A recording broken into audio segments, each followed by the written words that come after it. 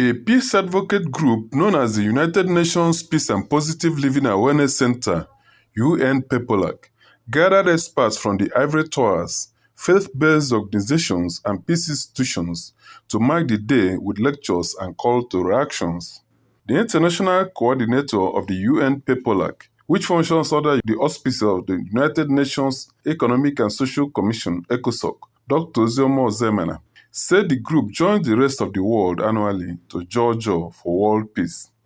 Ozemena, a Pentecostal bishop, in commending the Anambra State government for the law on conflict resolution, requested Governor Chukwuma Soludo to give life to the law by setting up the commission to enhance peace and security in the state. He said the organization has started a peace building in Awka to assist in alternative dispute resolution and reconciliation. This project, when actualized, will be a masterpiece. It will serve a lot of purposes. Halls for conferences, seminars, and workshops, outdoor courses, international college of peace advocates, peace education and tourism, guest house, amongst other facilities.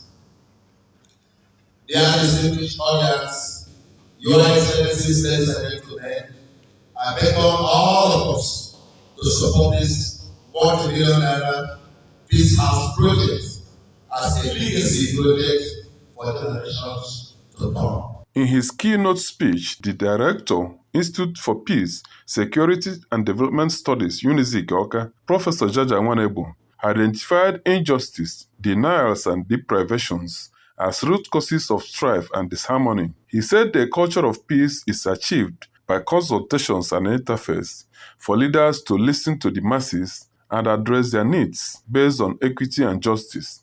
Structural violence is oppression. That's the notion that creates a condition that generates hunger, that generates poverty, and that affects access to education. We call it structural violence. If you have it, you don't have peace. The third one is the cultural violence. Cultural violence is that one which make it difficult for somebody that exists within children born by the same father.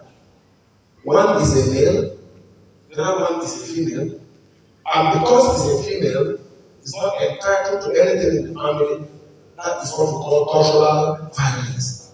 Another university don and an ambassador for peace of the United Nations PEPOLAC, Professor Echezona Ihejirika, regretted the crisis and conflicts around the world, citing the cases of Israel and Hamas, Ukraine and Russia, and some African countries torn apart due to intolerance and tight leadership. That there's no peace in the world.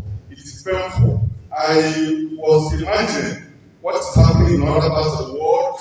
I don't need to mention them. But I know in my wrap-up here, I said countries like Sudan, Democratic Republic of Congo, even Nigeria, there's no peace anywhere. And so celebrating peace today, we must celebrate it in a sober mood because the world is in total crisis and it is so painful.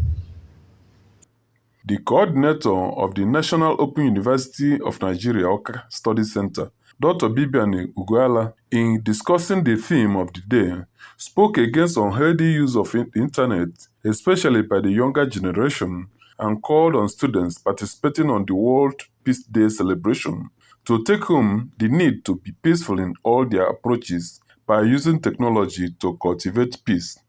We live in a society where wealth is prioritized, no matter how you get the wealth. Whether you are a good boy, whether you steal your parents for money, you like to prioritized. You come here, they'll give you big titles and so. And now I said again, we live in a generation where we are standing everywhere with technology.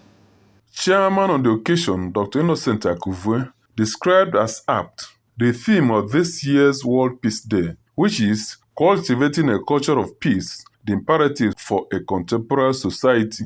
The celebration was climaxed with the appointment of more peace advocates into the fold of UNPPOLAC as ambassadors for world peace by the convener and international coordinator, Dr. Zemena. Ndo Okpalaeze, Signature TV News.